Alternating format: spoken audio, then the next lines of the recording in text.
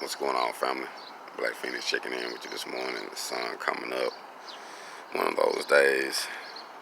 I was just sitting out here just thinking and reflecting about life, about where I done came from up to this moment. And I gotta say, man, God has been good.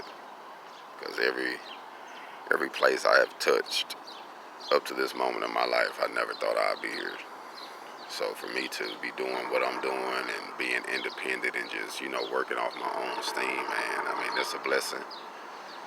It's a blessing just to be alive still in the land of the living. And to just now, even though, it's not a lot, and, we tend to complain about the situation we in, but as of now, everything that I own, that I got right now at the moment that you can see, I own it. It might not be a lot, but I own it. And it's just the beginning to my future.